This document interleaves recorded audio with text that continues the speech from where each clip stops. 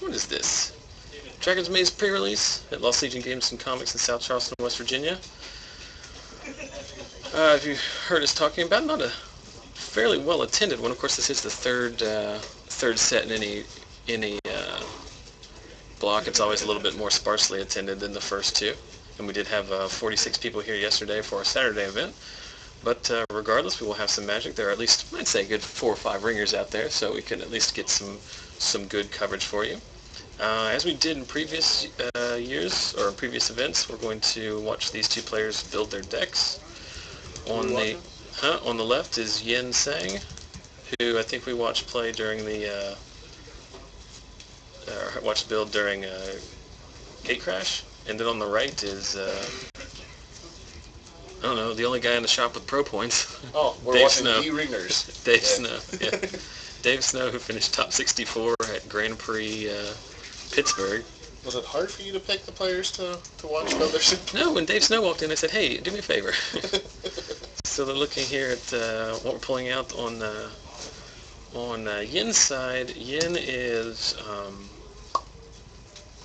what did he pick? He picked Selesnya.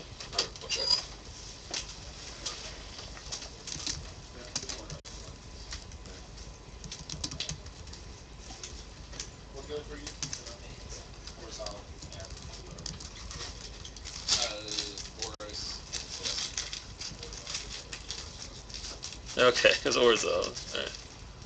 Right. Holy crap, that's a lot of them. Orzhov, Golgari, Boros, Selesnya. Okay, did you get that? Yep. Yeah, that's Orzhov. Yeah, I couldn't remember what he... Yep, so Dave picked Boros and Yen picked Orzhov, which are the strongest. I don't know if I'm picking one of those sets. If I'm picking a set just randomly based on its own power, I pick one of those two. As you show off your Garrett Relentless token, we'll show those off a little bit here. I'm trying to see what these guys are piling out here.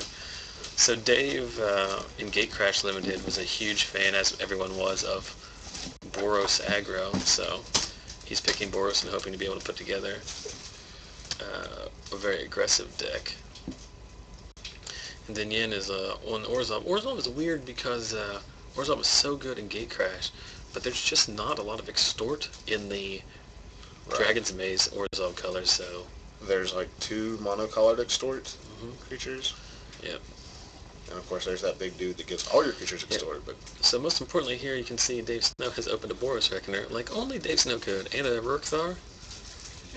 That guy's really good. So Dave is Dave's doing well as far as the rares go. Yen has pulled out his rares, and while I'm not familiar with all of them, he was not too excited about any of the ones that he revealed, so...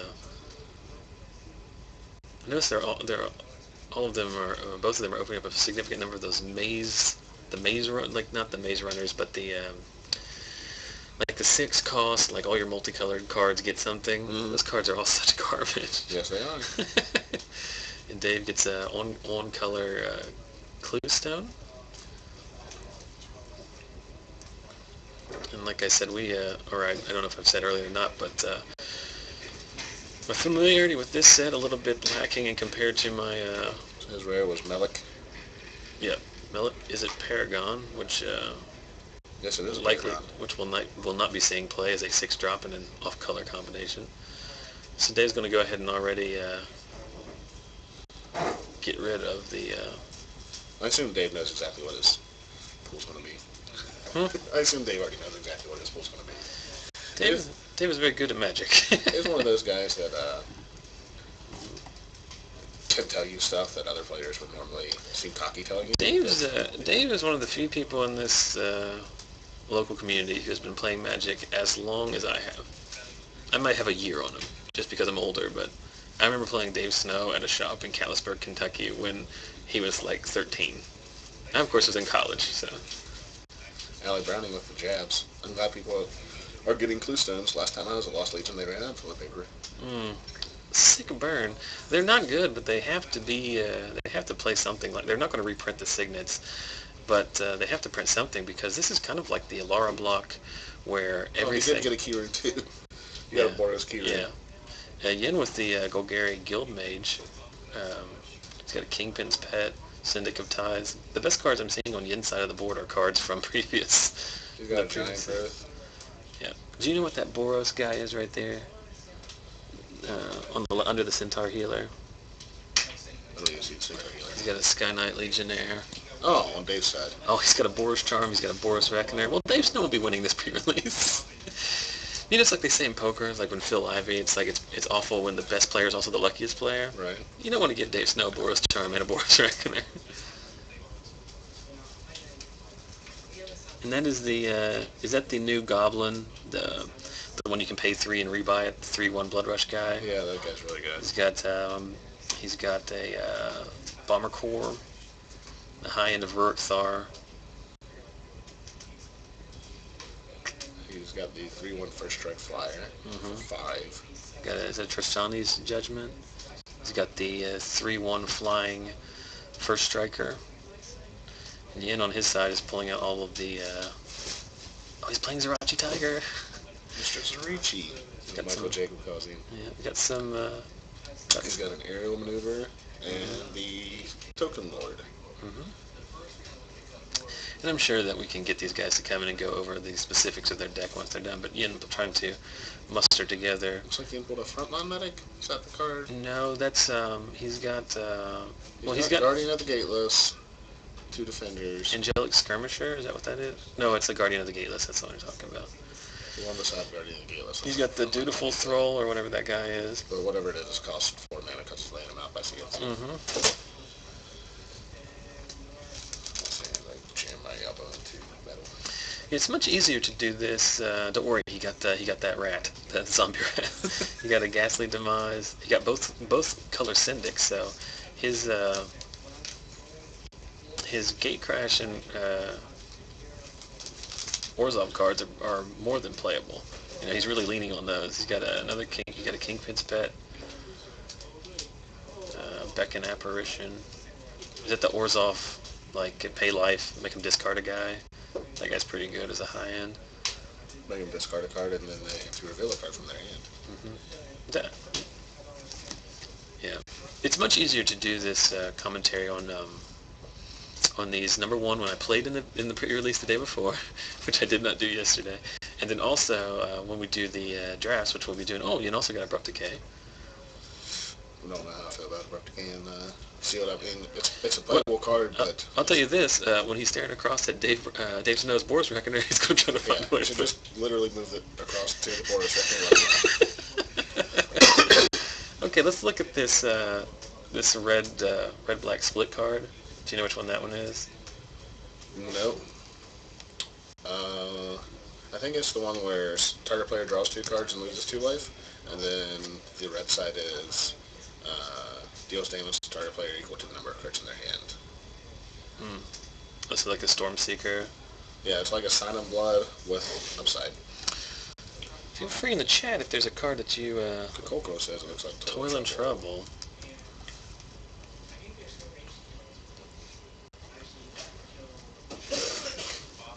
That is the one, so yeah.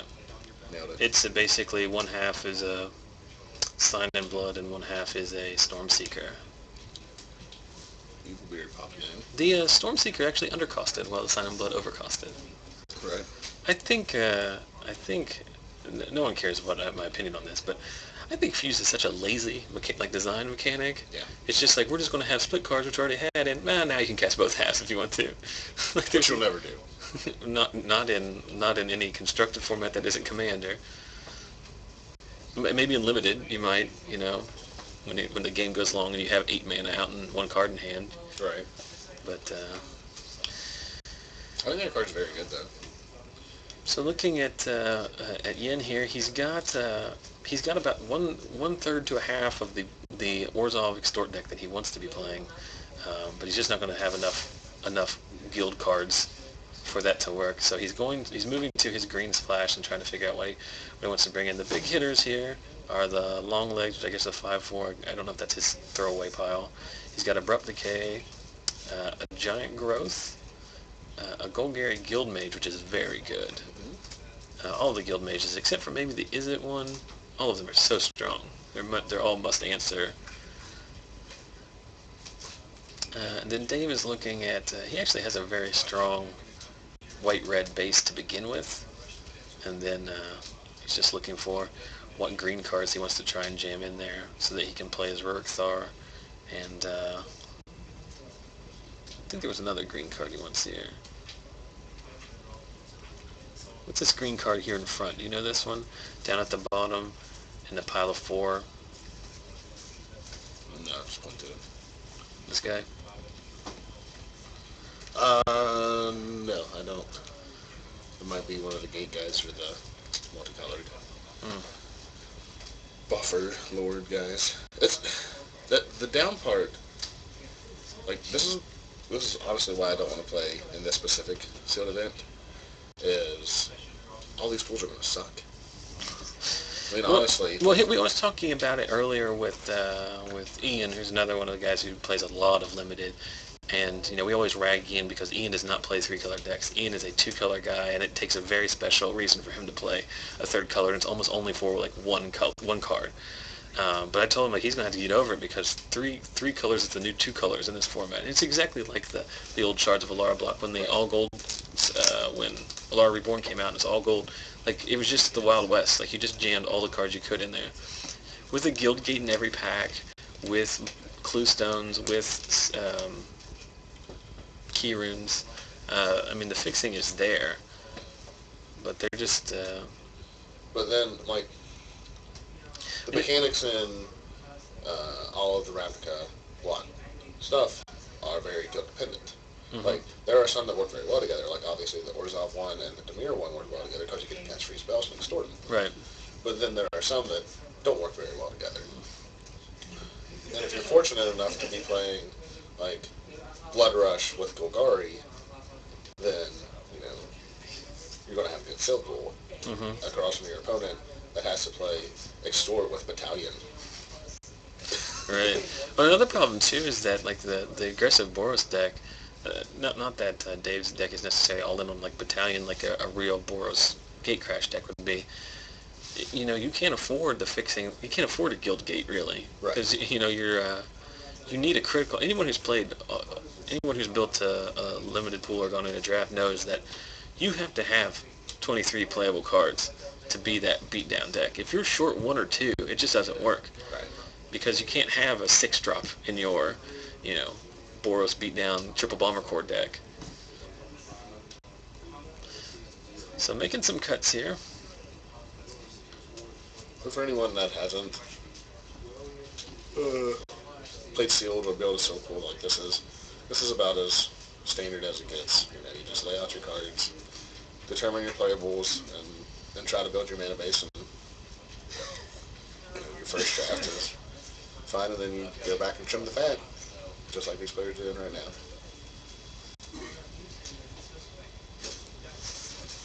What is that gold split card? Which one? The one on Yen's right above. Let's bring it up here on the... Do you know what colors it is? No.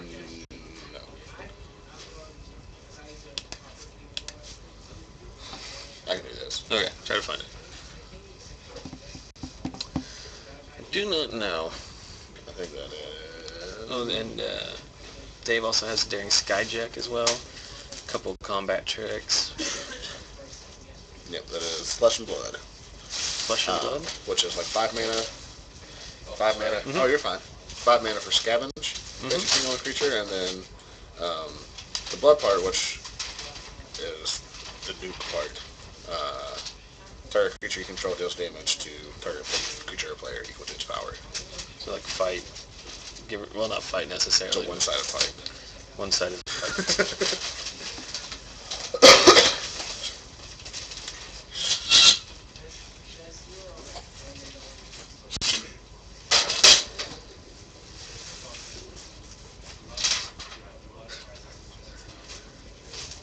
Just where the renovations were supposed to create space.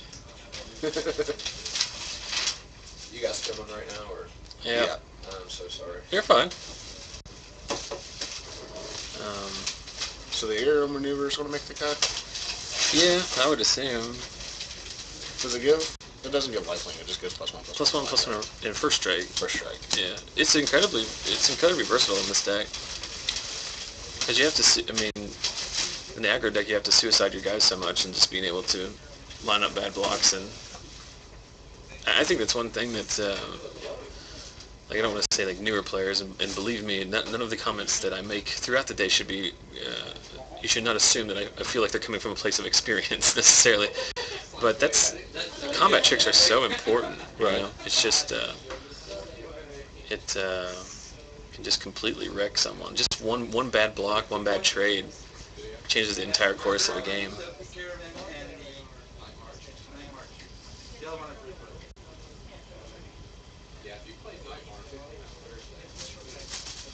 So I think we're going to be fighting role player background noise all day today, because Sunday is the role-playing game. Should provide a lot of entertainment. Well, can we just mic on other tables? There is a door. I just don't understand why we can never clear enough space that we can close it.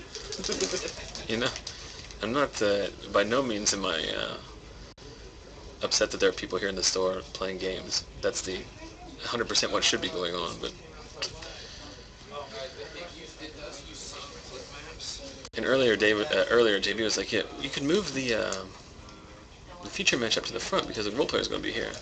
But what I didn't have the heart to tell JB is I can't move the booth to the front because you don't hear anything that comes from the camera. Right.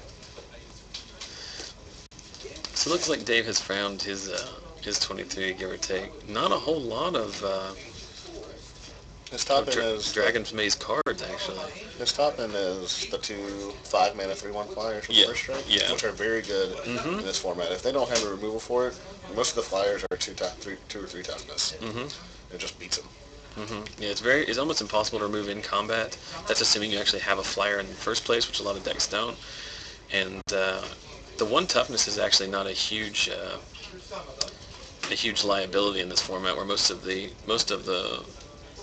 removal is non-qualified, or right, and at 5 mana, most of the times the removal has already been spent. Yeah. They're not going to have a turn 5 nothing. And of course, he does have the Rurkthar at the top end, which is the 6/6 when anybody casts. And Rurkthar basically says it's a 6/6. If you don't block and kill it, it does 6 damage to you. Right. Because whenever you cast your Glizzly Spectacle or your Supreme Receiver, it will deal 6 damage to you. I don't even think it targets. I don't even think you can have like Witchbane Orb out and prevent it. I would bring that up, but for whatever reason, my computer's running really hot today, and I'm afraid that I'd rather not have. You should drop it. Huh? Like it's hot. You're welcome. So Yen doing some math here. He has a significant. What does he have 4 of over there? He has 4 green cards. 4 copies of the same green card. I don't know. He's playing both copies of Toil and It Travel. has to be something from the new set.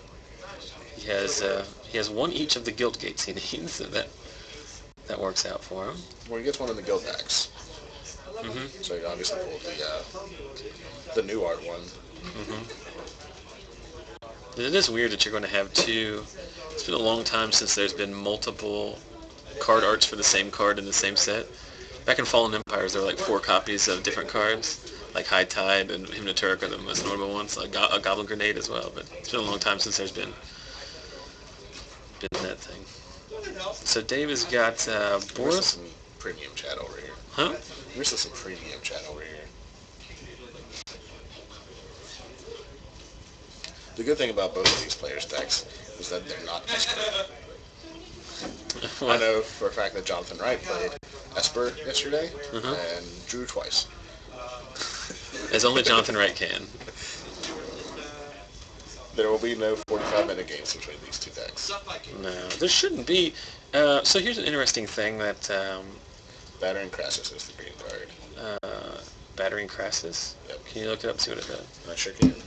Again, I apologize for not having the card viewer up, but until I buy a new laptop. Oh no, it's not going to be on multicolored. What do you get? But so here's a little interesting thing. Yesterday we did have 46, which is down. I think we had like 60 plus for the gate crash.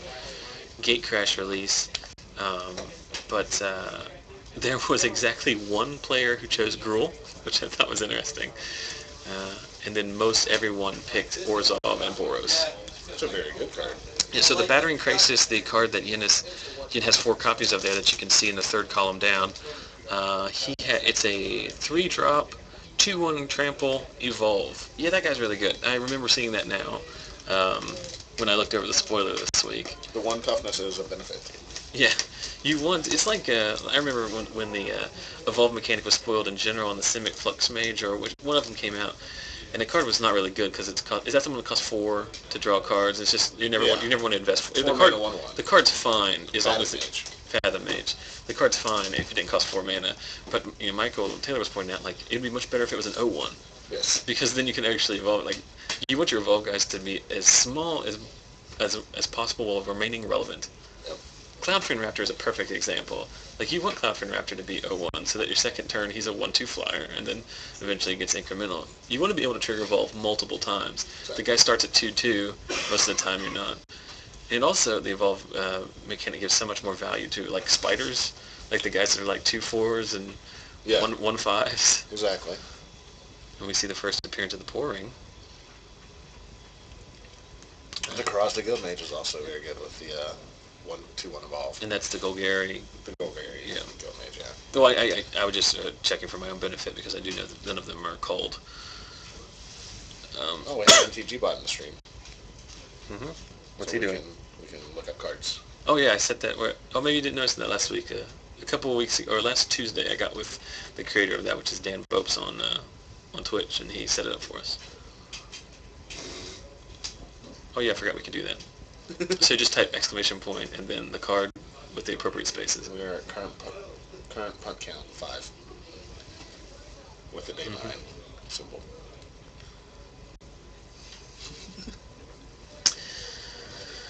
And Evilbeard got a sneak and shows. Yeah, he is a stream regular.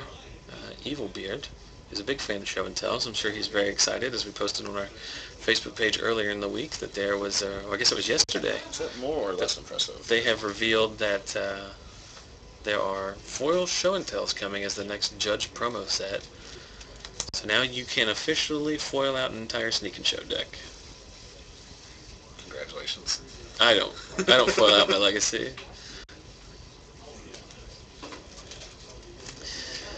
So these guys just making their final cuts or whatnot. I'm not sure how many people are out there. I think there might be. I think 20 might be a high number. Generous. Yeah. So we're looking at about 4 rounds here. Yes. So that'd be good. Still get y'all home in time for dinner.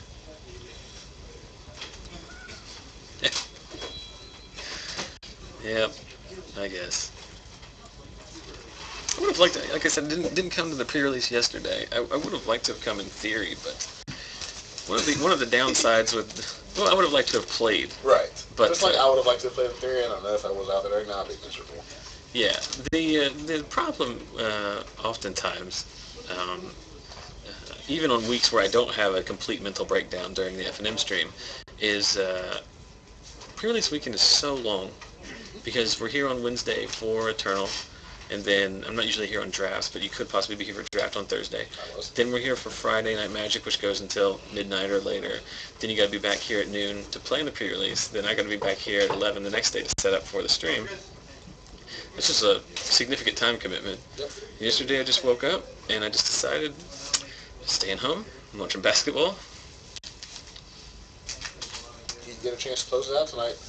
Yep. I ended up watching of all the first round series in NBA, I'm actually a pretty big NBA fan, and of all the first round matchups, the Bulls Nets is the matchup I could literally care the least about. Right. But I watched it yesterday because it was the afternoon game. It went in triple overtime. Yeah, and I was just like, I hate this game, but I can't stop now. I hate both teams so much. If there could be a double loss, I think they could both get DQ'd. Yeah, some kind of WWF thing where they just say, oh, they're both disqualified because. Yeah, I like their high neck. Mm-hmm. He's a good player. Kansas' own. That's about it out of those teams. I like Noah whenever he was in college. Yeah, run the Joakim Noah has run his course in my book. Like, people talk about, oh, he's got such a great motor. He'll just leave it all out in the court. He's also dirty as hell. Like, he's just mad all the time. He whines a lot. I hate any of the guys that whine a lot. He's like Gasol. Gasol's actually, in recent years, has toned it way down. Right. He used to be like flop master. Well, he's European. Can't watch that much soccer growing up and not be. Nowitzki's the same way. Every time Nowitzki puts up a shot, oh! Like somebody stabbed him through the gut with a fencing saber. And this concludes our NBA breakdown. NBA breakdown. We'll have Marv Albert in a little bit later to break down the Rockets Thunder. And this is why I like the NBA. The NBA is the only major sport that we have where you can know everybody on the roster. It's just so much more intimate. 5 guys at a time, 14 guys on the roster. I can't name you the 6th linebacker on the Steelers. As much as I like the Steelers, I have no idea who their 6th linebacker is. Neither do the coaches. The Nets Bull series, all it did was remind me that Jerry Stackhouse was still in the league. That guy's like 100 years old. Yeah. My wife's from Detroit, so she's like a de facto Jerry Stackhouse fan because he was there for a significant period of time. The Heat have some old players going for them. The Heat? Yeah. Yeah, but nobody. I mean, Jerry Stackhouse is legitimately 40. Right. Like he's Jason Kidd level old man. I also think it's funny that the Lakers are all like falling apart like physically, and it's like, is anyone surprised? Their average age is like 1,000. Yeah. Their average age is like 35. Chris Markham saying hi. Cliff in the chat. It's just going to be the dedicated few today, I imagine. I was talking earlier, we did see some... Chess. Jack Taylor saying, can something like Space Jam happen where they all lose the ability to play? You know that old internet meme about how the Space Jam website is the same as it was when they put it out in 1997? I didn't know there was a Space Jam website. If you go to the website, it has not been changed since they put it up. Okay. It's awesome. It's just awesome that exists. But I was talking a little bit earlier today about how I think I've become... I know I talked to JB about it. I don't know if I've talked to you about it. Did we discuss about why I think the numbers are down on the... Yes. Yeah. Which is because of the new Twitch layout makes it almost impossible for someone to be watching like AJ Soccer stream, and then when they get bored of it, just click on us. Right. They make it very convenient for you to click on some League of Legends tournament or some StarCraft MLG event. Right. But just doesn't have that overlay anymore.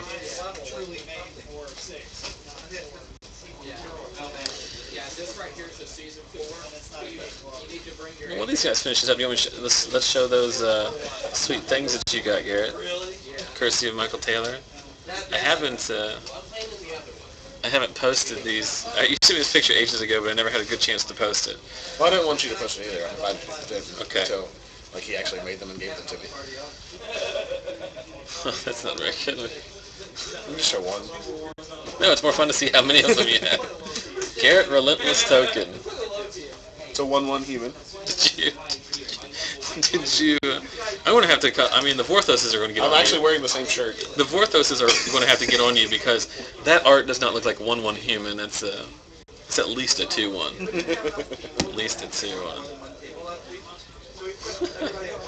Of course, that is from Michael Taylor, who made the Vickers tokens, who made the Beard token, who made the same shirt, but now with Golgari badge. I need to try and You get... should get Assembled Legion tokens, too. You should get Assembled Legion tokens, too.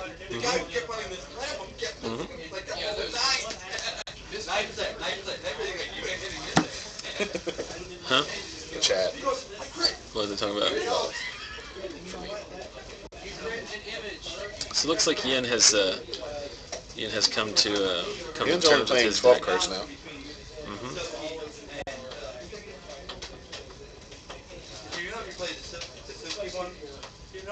I wonder if I can get that door to close. No. There's no way.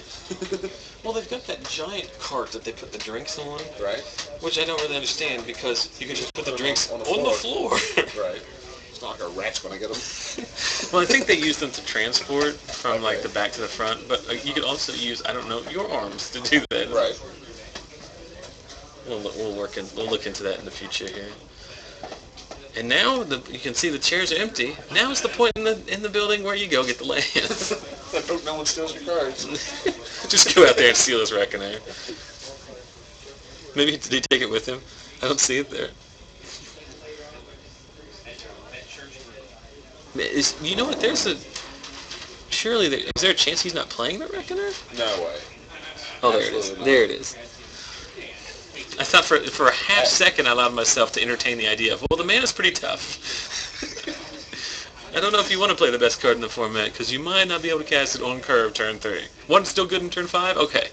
I guess still good turn 15. Mm-hmm. So Yen has made the pretty brazen choice of going with Swamps. That's the kind of follow-up to that. It's just... But Yen's deck is actually very, very good. I think it's great. I mean, he's got a for only having like one pack worth of, or one dedicated pack of Orzhov, he has a lot of playable extort. Right. Kingpin's Pet, which is probably the best Orzhov card in the format. He's got both Syndics. I think he has Basilica Guards, doesn't he? The Defender extort guy. He's got a Grizzly Spectacle, which we see there. And then his green splash. I didn't see he had a Grizzly Spectacle. That's. In his green splash, he's got 4 of those Krasis, the Evolved Krasis. He's got the Abrupt Decay. The Abrupt Decay and the Guild Mage, along with the Guild Gate for each color combination. And again, like except for this a specific example of killing Dave Snow's Reckoner, Abrupt Decay is really not that good in Limited. Yen is heavily metagaming against the Dave Snow matchup. Yeah. Which I would advise just anyone to do. I mean, currently Dave Snow has 1, 2, 3, 4, 5, 6 cards over 3 CMC. So. Nice Rurikthar. But that's the advantage of Abrupt Decay, is that you can't get 6 damage from Rurikthar off of it. I mean, you're not tempted to kill it because you can't. Right. I'm sure they thought about that in design. I would just broke the format. Does Zach Holland design this set? I don't know. Is that his name? Does that man's head ever stop bobbing up and down? No, I'm pretty sure that he designed the set, which is why it sucks. No, this set was Alexis Jansen was the lead on it. You sure? Yeah, because they had an R&D chat on Google or Twitter or YouTube, or one of those things they've been having all the time.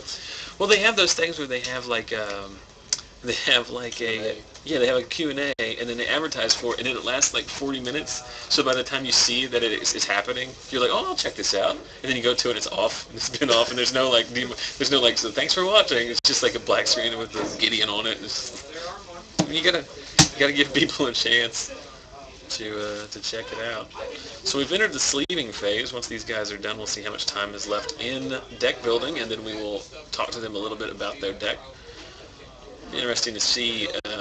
There are a lot, just by the nature of the cards that they had in their pool. Most of Yen's deck I was familiar with, because he ended up picking most of the older cards. Except for his 3 of that 4 of. He has 4 of that Crisis thing. That looks like a hammer. It looks like a hammerhead shark thing.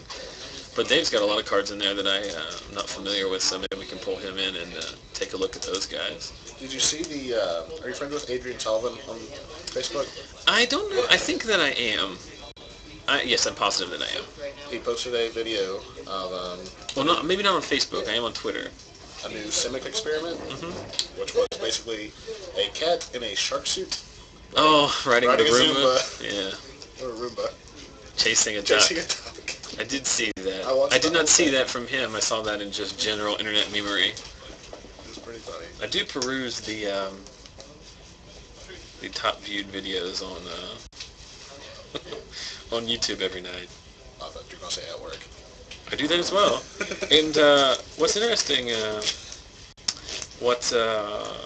this is off topic, but I just got a message, someone left a comment on a YouTube video. This is literally the first time it's ever happened, other than when you commented it. There was a play mistake, and then people were complaining, and he said, it's the player's responsibility, not the commentators. It's the first time it's ever happened. We've been doing this 36 weeks. The first time someone figured out, hey, did you like my comment on there? Huh? Did you like my comment on there? How the world didn't end because there was a mistake on camera? Do we just not want to talk about this ever again? I'm not, it's not